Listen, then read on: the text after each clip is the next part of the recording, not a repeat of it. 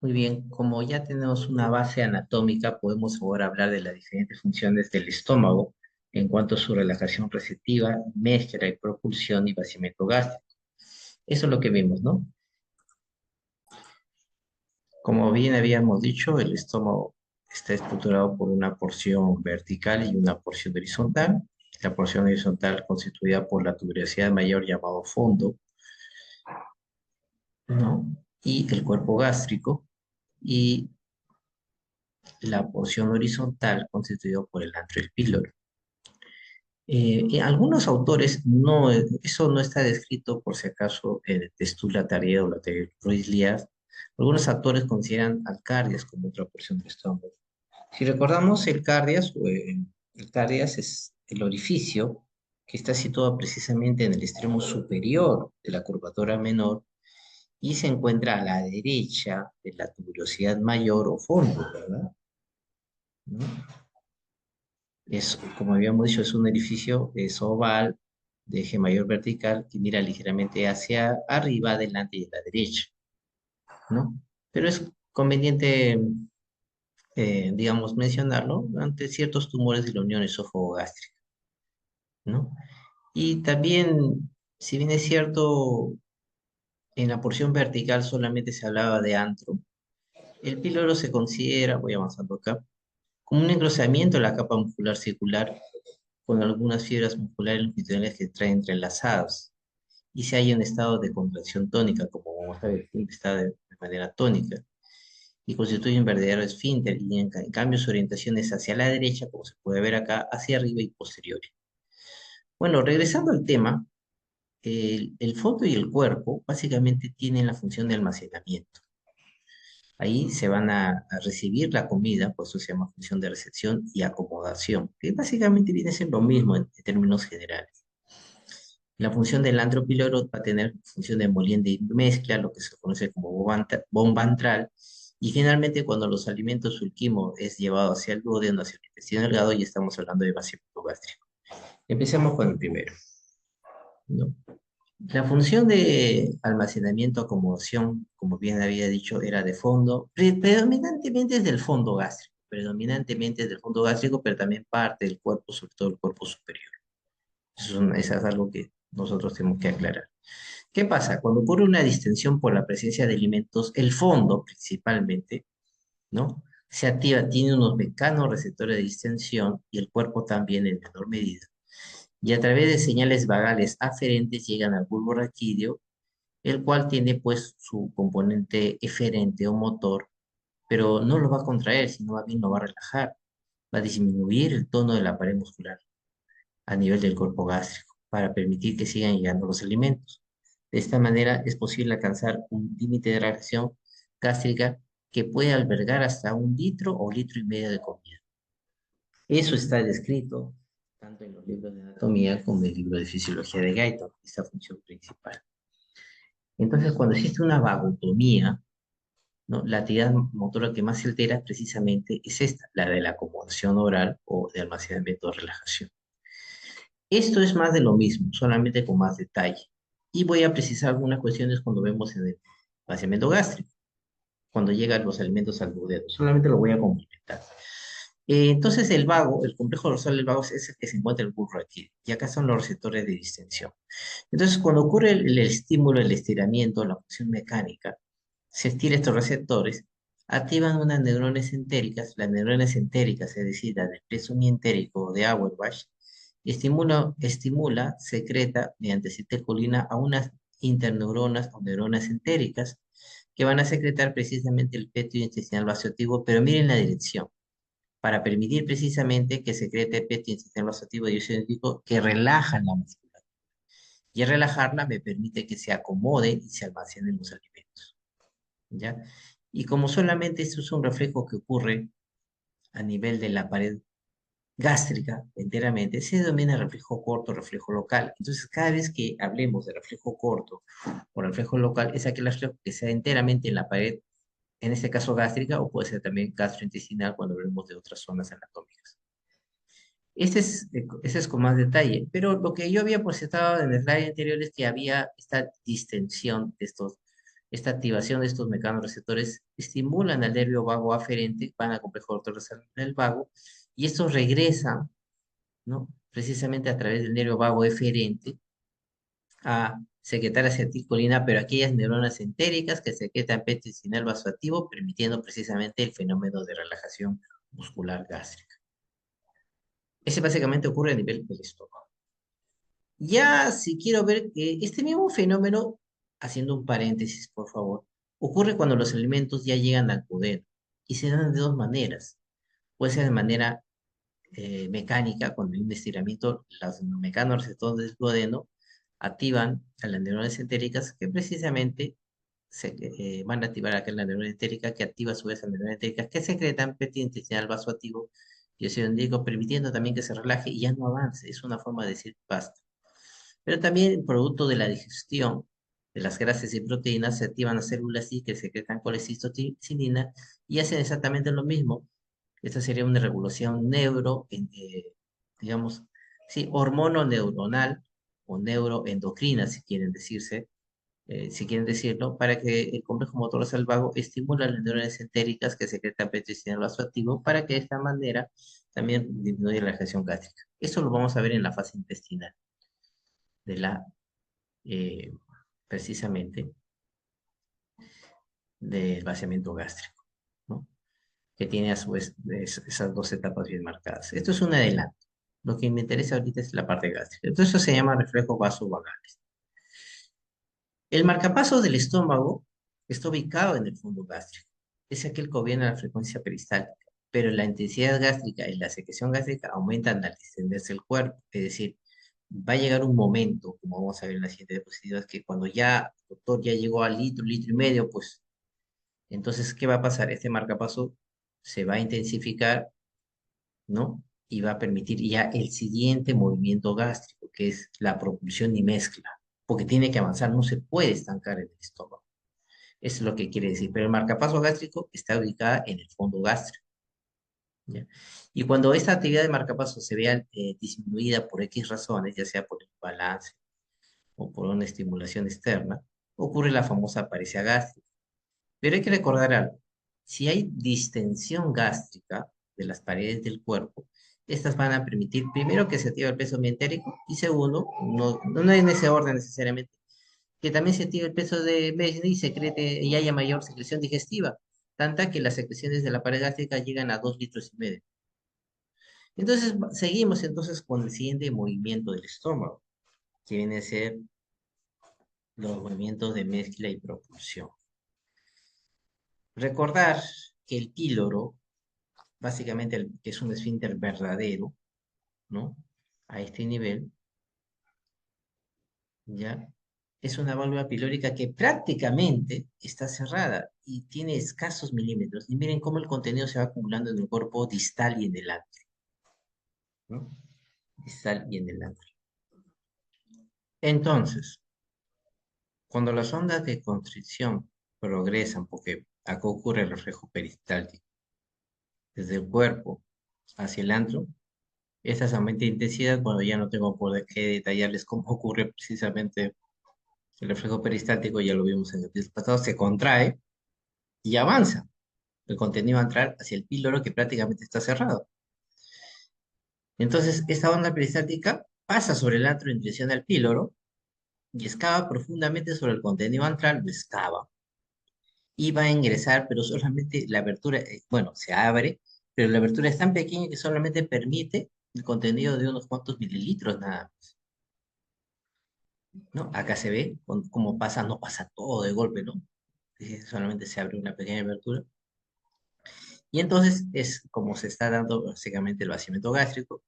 Y como prácticamente está cerrada, la mayor parte del contenido, solamente pasa unos cuantos mililitros, regresa hacia atrás y vuelve a golpear las paredes del estómago, ¿no? Haciendo que prácticamente ahí se produzcan los movimientos de mezcla, ¿no? Eso es básicamente la mezcla de propulsión, contenido, entonces, pero va a tener que vaciarse progresivamente, pero no es así, entonces regresa, se desciende, se activan los mecanorreceptores, se contrae por acá, no avanza, se abre la válvula pélvica, avanza, otra vez regresa y así. Esos son los movimientos de mezcla y propulsión que se dan de manera conjunta, no podemos decir que este se mezcla, este propulsión, porque en realidad es un proceso cíclico. Y cuando se da el vaciamiento gástrico se define pues precisamente como la llegada ya del contenido gástrico al duodeno. Este contenido está compuesto pues es un medio ácido de donde llega y ocurre básicamente en tres fases. Los sólidos se sedimentan en el cuerpo mientras los líquidos pasan del duodeno, es más fácil. El antro se encuentra relajado y el cuerpo contraído para permitir pues precisamente el avance, ¿no? Eso ocurre de entre los 5 a 20 minutos después de llenado. 20 a 60 minutos después el píloro está abierto. Los líquidos pasan y ya pasan con mayor facilidad, aunque de mayor tamaño, que es mayor tamaño, más de 2 milímetros el contenido sólido, ¿no? Pero igual, sí, como 2 milímetros, pues ni siquiera es medio centímetro. Entonces vuelve a salir, bueno, vuelve otra vez a regresar, ¿no? ¿Ya? Entonces, esto es lo que sucede. En un primer momento, en los 5 o 20 minutos, los sólidos se sedimentan y el líquido pasa. El antro se encuentra relajado y el cuerpo contraído. De los 20 a 60 minutos, que es un promedio, el píloro ya se abre, permite pasar los líquidos, pues los líquidos siempre pasan en esta primera fase y en esta segunda, y ahí recién en esos 20 a 60 minutos de llenado gástrico pasan los contenidos sólidos un poquito más de 2 milímetros, pero vuelve a regresar. Y la última fase que ocurre a la hora y hasta las 2 horas, el antro está contraído, ¿no? Y se forma una pasa compuesta por partículas de pequeño tamaño, capaz de salir hacia el luego. Entonces, a estos movimientos hacia atrás se le denomina retropulsión, por si acaso, ¿no?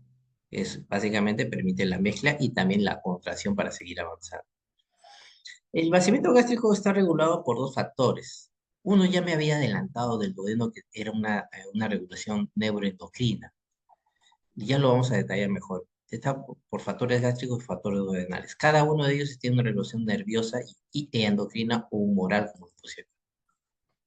Hay que decir que los factores gástricos, ya sea por distensión o por estimulación endocrina, estimulan el vaciamiento gástrico. O sea, mayor contenido gástrico pasa al contenido duodenal. En cambio, la distensión, digamos, mecánica, por así decirlo, que va a activar los mecanorreceptores y que tiene una regulación nerviosa y las secreciones endocrinas, como la colecitocinina, lo van a inhibir. Entonces, esto es importante. Más o menos es así. Tenemos la luz gástrica, la mucosa gástrica y el peso entérico de agua. En la mucosa gástrica tenemos los mecanorreceptores que están unidos a una neurona sensorial. Tenemos al peso entérico que muchos consideran que son de unas ganglionares parasimpáticas modificadas. Lo estoy poniendo así, algunos consideran como peso entérico como una unidad propia del sistema nervioso entérico o algunas neuronas o ganglionares parasimpáticas y las células receptoras. Entonces, a veces la distensión de péptidos hacen que se activan estas células musculares lisas, que son las células efectoras, y aumentan la motilidad. Y como prácticamente ocurre en la integridad de la pared gástrica, es un reflejo corto. Entonces, la distensión gástrica facilita el vaciamiento gástrico bajo este mecanismo. Se distienden, se activan los mecanorreceptores, puede ser también producto de la digestión, se activan las neuronas del peso mientérico, la célula muscular lisa se contrae y aumenta la motilidad. ¿Ya? Ahora, dentro de la cuestión humoral o endocrina u hormonal, la estimulación de la secreción gástrica por gastrina constituye un reflejo que se produce dentro del sistema nervioso intestinal, o sea, un reflejo corto. Es lo mismo. Luz gástrica, mucosa, submucosa, muscular mucosae, esta es la mucosa, con su lámina propia, ¿no? La submucosa, y acá tenemos el peso de Meissner, por ejemplo, en la submucosa. Entonces, la distensión, o por mecanorreceptores o por receptores químicos que detectan pues, los productos de la digestión como los péptidos y aminoácidos, estimulan las neuronas sensoriales para que, digamos, se activan las células G, pero la célula G vierte su producto de secreción no hacia la luz gástrica, sino hacia la sangre, y la gastrina lo que hace es aumentar la motilidad gastrointestinal al peso mientérico. De esta manera, nosotros vemos cómo, ya sea por distensión o estímulo mecánico, hubo moral por la digestión de las proteínas y por sobre todo la estimulación de la gastrina, vemos cómo estimula el vaciamiento gástrico. Ahora bien, cuando existe una estimulación de los factores duodenales, estos van a inhibir. El nervioso tiene dos reflejos largos. Y el humoral vimos uno, que era la colecistocinina, pero vamos a hablar de cada uno de ellos. Por ejemplo, ¿qué dice el Gaito? Para complementar. Hay reflejos que van desde el intestino hacia los ganglios simpáticos prevertebrales y vuelven al tubo digestivo. Eso es un reflejo largo. ¿Por qué es largo? Porque no solamente me habla de la integridad de la pared gástrica eminentemente o intrínsecamente o solamente específicamente de ahí, sino me habla de otros componentes que están fuera del tubo gastrointestinal. Entonces tenemos a un receptor, tenemos una neurona sensorial, tenemos una vía aferente, tenemos precisamente los ganglios cilíacos y mesentéricos, cilíacos para el estómago, y cómo van al peso entérico. Entonces, cuando el bolo alimenticio llega, se distiende, estoy hablando ya a nivel del duodeno, ¿no? Hay una distensión, se activa y le dice al ganglio cilíaco, por favor, secreta tus catecolaminas, y las catecolaminas, como vemos, de manera indirecta, y nivel puede ser peso mientérico. De esta manera ocurre una inhibición del vaciamiento gástrico. Ese es un reflejo largo, porque aumenta la actividad del sistema nervioso simpático. Es un reflejo enterogástrico porque ocurrió en el intestino primero y tuvo una repercusión a nivel del estómago. El otro reflejo largo es este, ¿no? Que también lo habíamos visto anteriormente.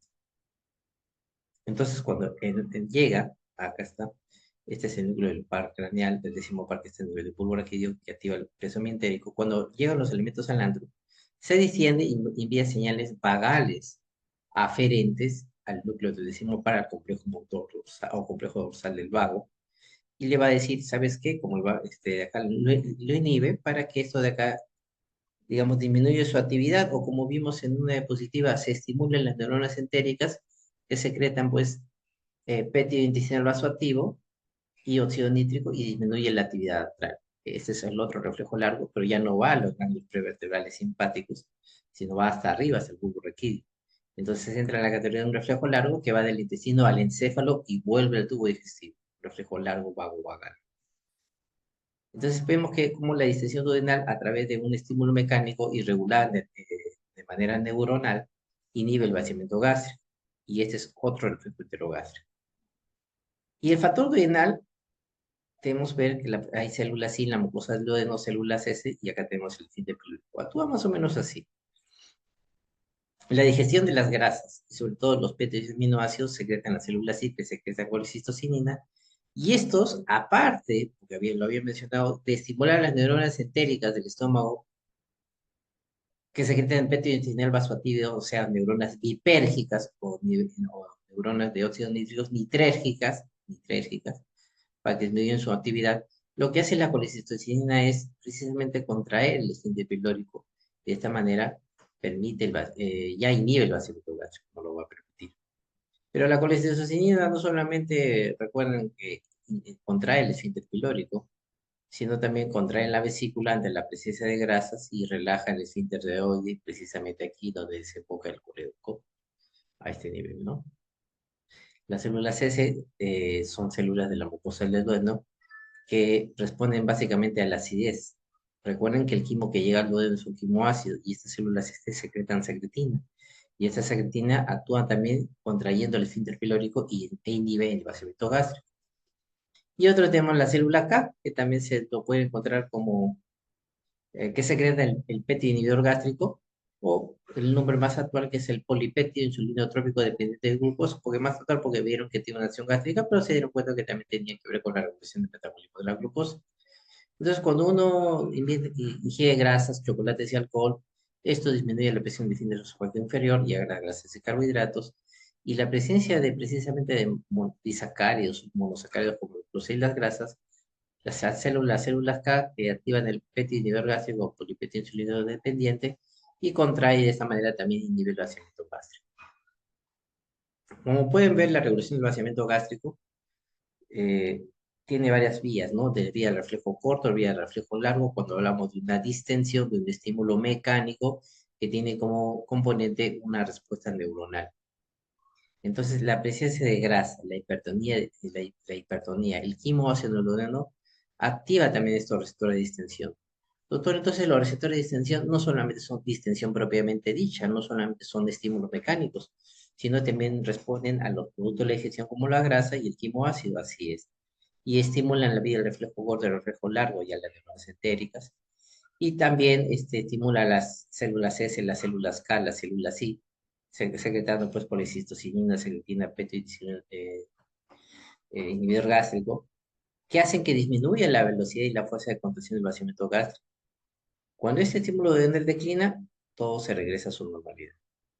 Entonces, este es un resumen del vaciamiento gástrico que va a depender de los factores gástricos de distensión, que va a depender de factores neuroendocrinos como las células G que secretan gastrina, ¿no? Y lo que hace es que todo factor gástrico, ya sea que porque tú distiendas a la pared gástrica del estómago, perdón, disculpen la redundancia, o secretes por la distensión producida, el preso submucoso, se activa las células que secretan gastrina, esto activa la actividad de bomba pilórica y relaja el esfínter pilórico para permitir el pase hacia el vaciamiento gástrico. En cambio, los reflejos enterogástricos, que ya lo hemos visto, pueden responder a una distensión duodenal, pueden responder a un quimoácido, pueden responder incluso a una osmolaridad disminuida, que puede ser o hipertonía, o sea, un aumento de la osmolaridad, a los productos de la digestión de las proteínas y también por secreciones endocrinas como la colecistocina, la secretina y el PET inhibidor gástrico. Y lo que van a hacer todos estos reflejos duodenales, que son bastante potentes, es inhibir la bomba pilórica y aumentar el tono del esfínter pilórico. Si aumenta el tono del esfínter pilórico, no va a pasar nada, pues del estómago al duodeno. Y me va a permitir primero que no se lesione mucho el duodeno, porque el duodeno no está, digamos, recontra, archi ultra capacitado para recibir tanto ácido. Sí lo está porque su superficie de la mucosa tiene bicarbonato, producida por las glándulas de Brunner que están en la submucosa, pero es una forma de proteger el exceso de ácido. Y además, el hecho de que lo puede inhibir, le dice Godeno, le manda una señal de estómago, espérate, ya no me mandes nada, necesito digerir y absorber los alimentos que me estás proporcionando, ¿no? Esto es más de lo mismo, se lo dejo para que lo lean, es básicamente la misma explicación. Y este gráfico es para ver que también, miren, cuando nosotros consumimos grasas, bueno, acá proteína y grasa, pero básicamente grasa, vemos que el vaciamiento demora, ¿no? Digamos, vaciarse pues el contenido del estómago. Por eso es que cuando comemos grasas nos sentimos con una sensación de plenitud, ¿no? En cambio, cuando consumimos proteínas solas, el vaciamiento es rápido. Y cuando ya son comidas líquidas o básicamente pectinas, carbohidratos, el vaciamiento es más rápido. Hay un movimiento que se da durante el ayuno, porque estamos hablando cuando comemos. Pero ¿qué pasa cuando no comemos? Por eso se llama motilidad gastrointestinal intergestiva en ayuno. Ya, yo tomé mi desayuno a las 6:30 de la mañana y de ahí me he acostumbrado a almorzar a la 1 de la tarde. ¿Qué pasa, por ejemplo, a 10 de la mañana? Es un ejemplo extremo, o sea, que no consumo nada. Olvidémonos, pues, que vamos a tomar un desayuno adicional. No, no, no. ¿Qué pasa ahí? Lo que se activa es el complejo motor migratorio. El complejo motor migratorio aparece a las 2 horas después de la última comida. Si yo tomo, por ejemplo, 6:30 de la mañana, tomé mi desayuno y de ahí me toca a la 1 de la tarde. Bueno, estoy hablando de un caso hipotético, obviamente. Más o menos, 6:30, 7:30, 7:30, a las 8:30 y 9 se activa el complejo motor migratorio. Aparece a las 2 horas después de la última comida. Y se activa como un mecanismo no tan esclarecido, porque viene a ser como el barredor. Acá le he puesto, ¿no? Va lentamente, ¿no? Pueden haber restos todavía en el trato gastrointestinal, sobre acá le he puesto un ejemplo del estómago, ¿no? Y barren pues caudalmente el contenido eliminándolo y está originado por las células MO, que están en todo el trato gastrointestinal, ¿no? Y van a secretar, ¿qué cosa? Una hormona que se llama la mutilina. ¿Cuál es la función de la mutilina? Contrae el músculo liso para permitir que avanza, por favor, no se puede quedar nada en la luz. Regula la motilidad interdigestiva, complejo motor migratorio, y facilita el vaciamiento gástrico, pero débil. Puede quedar algo, pero bueno, no es tan potente como el otro, pues ustedes saben la gran potencia que tiene que haber para abrir este fin, ¿no? Y un medicamento que básicamente simula la acción de la motilina es la eritromicina, porque parece que activa este complejo motor migratorio. Por eso le dije, no está bien especificado cómo es el mecanismo exacto, pero se sabe que existe bajo este tipo de movimientos, ¿no? Por si acaso. Y fue lo que origina los famosos ruidos de hambre. ¿Cómo se elimina el ruido de hambre? Bueno, desaparece al comer. Entonces, responsable, como dije, yo soy un barredor de la limpieza y mantenimiento del tubo digestivo y generalmente de todo el tubo gastrointestinal. Ya teniendo esta base, nosotros podemos hablar de síndrome pylórico. El síndrome pylórico es el conjunto de síntomas y signos producidos por la estrechez del píloro, pero lo voy a tomar con pinzas esta definición. Muchos siguen hablando de síndrome pylórico, ¿por qué? Entonces, ¿qué va a pasar? Como no pasa, se llena de agua. Recuerden que siempre hay secreción gástrica. Y mientras más se distiende, ya sea que hay elementos sólidos y agua, esta distensión activa estos mecanorreceptores y que no solamente activan el peso entérico para que se contraiga, produciendo más dolor, más distensión, sino también van a estimular al peso del peine para que la mucosa o el epitelio gástrico secrete más contenido hacia la luz, agravando el problema y siendo un círculo vicioso. Y entonces va a tener vómitos gástricos que son ricos en agua, obviamente, que es digamos, vómitos ácidos, que va a haber eliminación de potasio, ¿no? Para eso entonces va a haber una alcalosis, una hipocloremia, una hipocalemia, obviamente, y una deshidratación bastante marcada. Entre las causas puede haber una úlcera pilórica, una úlcera péptica que cierra como si fuese, pues, se pegasen como una goma. Puede haber un cáncer del antro gástrico, en los infantes una estenosis congénita del píloro, pero también puede ser producto de cuerpos extraños que no solamente pueden estar aquí en la luz del estómago, también puede ver en la luz del duodeno, o también puede ser por un cáncer de la cabeza del páncreas. Y entonces alguien me va a decir, doctor, pero el cáncer de la cabeza del páncreas puede más que afectar la segunda porción del duodeno, pero ¿por qué se habla de síndrome pylórico? Por eso es que el término más que estrechez del píloro se debería denominar, o se denomina, síndrome obstructivo de salida gástrica, ¿no? Y ya, porque yo si estrecho, por ejemplo, la segunda porción del duodeno, o ya el bulbo denal, ya para ser un poquito más específicos, se comporta tal como un síndrome pylórico. Por eso el síndrome pylórico no es un término que me limita mucho a la hora de escribir, se presta a confusión y mejor es usar el síndrome obstructivo de salida gástrica. Bueno, entonces el paciente viene por una distensión marcada, obviamente con todo un proceso obstructivo de abdomen superior. eh, Hay un bazuqueo gástrico, se puede ver rectación incluso al examen físico, ¿no? Se tiene que colocar la sonda y esa sonda se para llenando, ¿no? Con residuos alimentarios y me da todo esto, pues, todo este cuadro, el dolor, obviamente, este, este es del néter, por si acaso. Entonces, va a haber un hilo, va a haber los vómitos, pérdida de agua, pérdida de electrolitos, el círculo vicioso que se caracteriza porque como ocupa espacio, estimula el peso de Meiner y mientérico, se secreta más líquido hacia la luz, hay más pérdida de agua, hay más pérdida de electrolitos, hay compresión de las estructuras venosas de la pared, hay alteración no también de la oxigenación arterial, ¿no? Disminuye, va a llegar un momento que hay una disminución de la posición contráctil del músculo y hay una trasudación de bacterias a la cavidad, una endotoxemia y lo que va a producir todo este cuadro. Bueno, ese es con respecto a alteraciones de la motilidad gástrica, ¿verdad?